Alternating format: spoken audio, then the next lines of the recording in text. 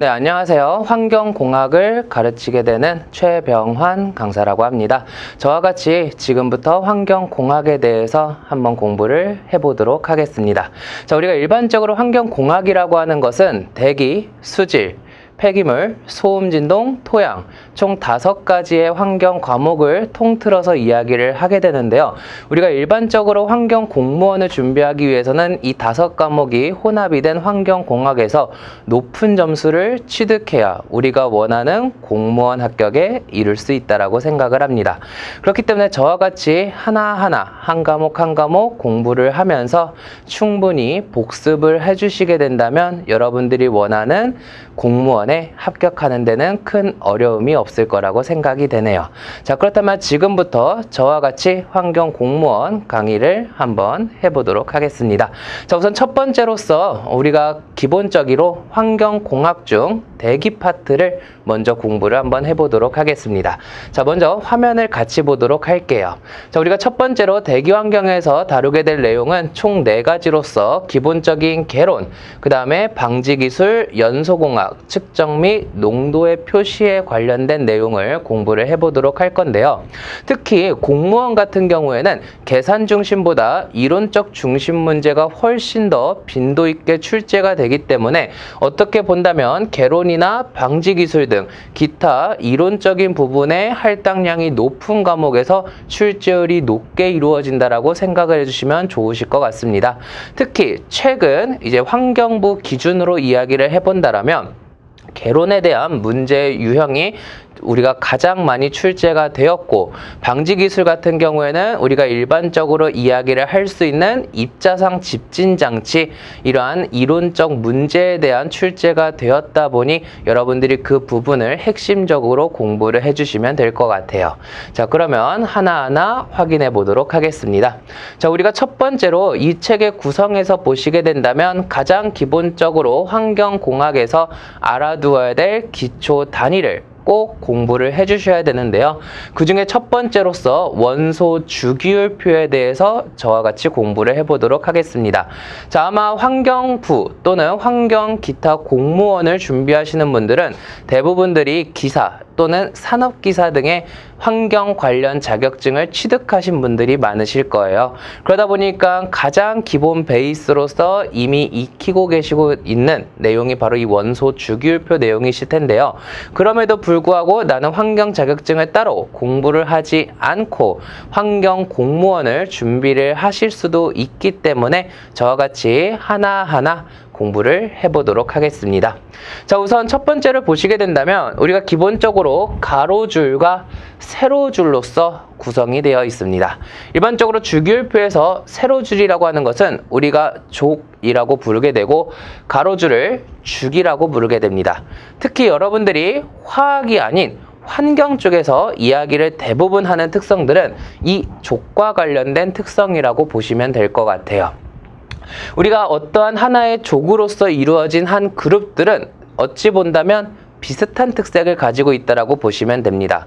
우리가 예를 들어서 특정한 그룹의 집단을 분류를 한다라고 했을 때 무작위로서 분류를 할 수 있지만 기본적으로 분류를 하는 방법 중 하나가 기타 공통점을 찾아서 그 공통점에 따라 분류를 하는 특성이 가장 많을 거예요.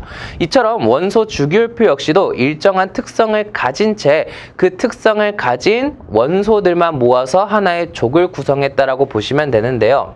예를 들어서 요 1족 같은 경우 이 1족을 우리는 뭐라고 이야기를 하게 되느냐? 우리가 알칼리 금속족이라고 표현을 하게 됩니다. 이 알칼리 금속족 같은 경우에는 화학적 반응성이 굉장히 높은 특성을 가지고 있다라고 보시면 되는데요. 그러다 보니까 이 1족에 해당하는 모든 원소들은 대부분이 반응성이 높은 특성을 가지고 있다라고 보시면 됩니다. 그 다음에 2족 같은 경우에는 우리가 알칼리 토 금속족이라고 해서 당연하게도 1족이 가장 크다라고 이야기를 했으니 2족은 가장 큰 것보다는 조금 더 작은 반응성을 가질 수 있다고 보시면 돼요. 하지만 그럼에도 불구하고 다른 원소들에 비해서 반응성은 높은 것이기 때문에 우리가 화학적 반응성은 높은 족에 해당한다라고도 이야기를 하게 됩니다. 자, 그 외에도 쭉 보시게 된다면 우리가 기본적으로 환경을 공부할 때 요 17쪽 너무 잘 알아두셔야 됩니다.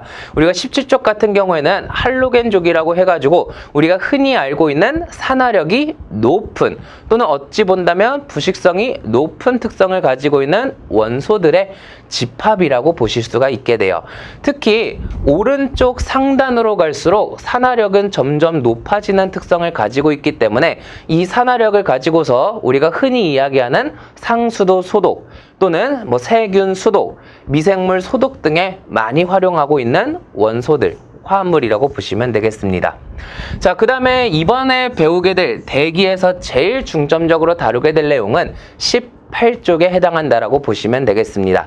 이 18쪽, 1쪽과 반대쪽에 있다라고 생각한다면 당연하게도 어떠한 특성을 가지고 있는지 충분히 예측이 가능하실 거예요. 우리가 1쪽 같은 경우에는 반응성이 높은 특성을 가진 원소들을 가지고서 그룹을 만들었다라고 이야기를 했으므로 그 반대쪽에 있다. 그렇다면 오히려 반응성은 거의 없다라고 생각을 해두시면 어렵지 않으실 것 같습니다. 즉 그렇기 때문에 이 18쪽을 우리는 비활성 기체족이라고도 부르게 되는데 우리가 보시게 된다면 이 18쪽에 해당하는 모든 물질들은 다 기체들입니다. 그리고 화학적 반응성이 거의 없는 불활성 기체라고도 이야기를 하기 때문에 대부분 기체들을 어떤 화학적 표현을 하게 된다면 이원자 구성을 하게 돼요. 이원자 구성이라는 게 과연 무엇일까요? 우리가 일반적으로 이러한 수소 같은 경우에는 우리가 단원자 구성 또는 일원자 구성이라고 이야기를 합니다.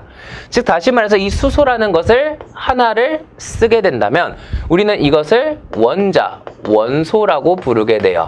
그리고 우리는 이것을 일원자 원소라고 부르게 됩니다. 하지만 기체 상태에서는 가장 안정적인 형태를 띄어야 되기 때문에 우리가 흔히 이야기하는 수소 기체라고 하는 것은 이 수소라는 원소가 두 개가 결합되어 있는 형태, 즉 이원자로 구성이 되어 있는 형태가 거의 대다수의 기체의 형태라고 보시면 됩니다. 하지만 이 18쪽 같은 경우에는 얼마나 불활성이냐 하면 자기 스스로 자체가 안정성을 띌 수 있다고 생각하시면 될 것 같아요. 즉 다시 말한다면 이 헬륨 같은 경우 헬륨 He 라고 해서 쓸 수가 있게 되는데 우리가 헬륨 기체 아마 많이 들어보셨을 겁니다. 우리가 흔히 풍선이나 뭐 헬륨 가스 뭐 이러한 얘기를 많이 들었다시피 이러한 곳에 보통 들어가는 가스들은 헬륨이에요. 그러면 이 헬륨을 기체 상태로 표현을 한다면 수소와 마찬가지 헬륨이 두 개가 붙어 있다.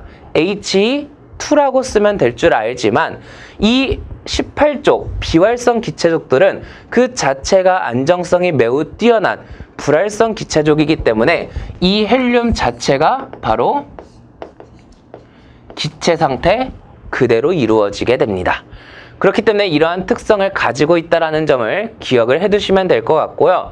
특히 아마 화학을 난 좀 약하다 하시는 분들은 이 원소 주기율표를 보시게 된다면 어떠한 특정한 원소들을 특정 알파벳으로 표현을 하고 있는데 어떠한 알파벳은 대문자 하나로만 되어 있고 또는 어떠한 원소는 대문자와 소문자 두 개로서 표현을 하는 경우가 많습니다. 자, 이 경우는 간단하게 이야기를 해본다면 화학의 기본적인 규칙이라고 생각을 해두시면 될 것 같아요. 자, 화학의 기본적인 규칙은 어떠한 것들이 있을까요?